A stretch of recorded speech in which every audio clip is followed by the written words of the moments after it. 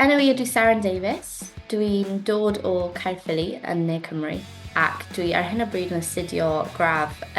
Saesneg a drama ym Mhrifysgol Warwick a dwi yn fy mlwyddyn olaf o astudio hynny. Wythnos diwetha ces i cyfle i gysgodi'r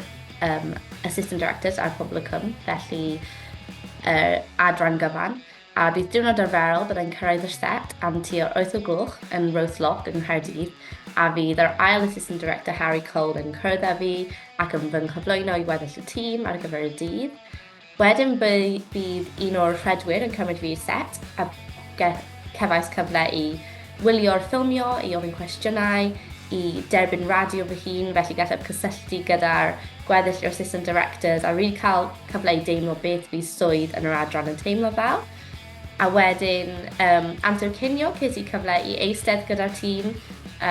rili mynd fewn i fy nghwestiynau, cael cyfle i creu cysylltiadau gyda pobl fewn y diwydiant, a wedyn, ar diwedd y dydd, es i swyddfa'r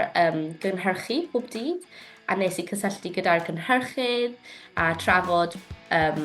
pa mor hapus byddai i dychwelyd i Pobol y Cwm. Oedd y cyfle mor defnyddiol ar gyfer fy nyfodol ac ar gyfer fy gyrfa rydw i eisiau mynd mewn i. Ces i'r cyfle i cysylltu gyda cymaint o pobl o fewn y diwydiant oedd yn rhoi cymaint o awgrymiadau i fi ar gyfer beth i wneud nesaf a pwy cysylltu gyda nesaf mwyn cael mwy o cyfleoedd fel hyn yn y dyfodol. Felly, y peth mwyaf defnyddiol ar wahân i'r dysgu, nes i dysgu cymaint ar y siwt, ond ar wahân i'r dysgu am sut mae'r swydd yn gweithio, nes i hefyd cael y cyfle i cysylltu gyda cymaint o bobl oedd mor wrth ei fod i helpu fi ac i helpu fy ngyrfa. Gobeithio bod y profiad yma wedi agor drysau iddi i gallu mynedu'r diwydiant yn teimlo'n fwy hyderus gyda rhagor o dealltwriaeth ar gyfer y rôl ac ar gyfer sut mae set yn gweithio a sut mae diwrnod arferol yn gweithio ar y set, a'r swyddi bydd yn rhaid i fi wneud ac i fi fod yn hyderus gyda mwyn gallu mynedu'r diwydiant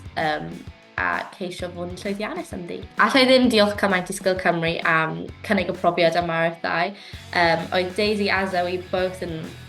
mor llawn cymorth ac yn mor hapus i helpu fi, a heb y profiad yma byddai ddim wedi cael y cyfle i gorffen fy ngraf, neu hyd yn oed cael y cyfle i fod mor hyderus gyda'r rôl a eisiau mynd i fewn i'r diwydiant. Felly diolch yn fawr Sgil Cymru am y profiad, dwi wir yn ei werthfawrogi.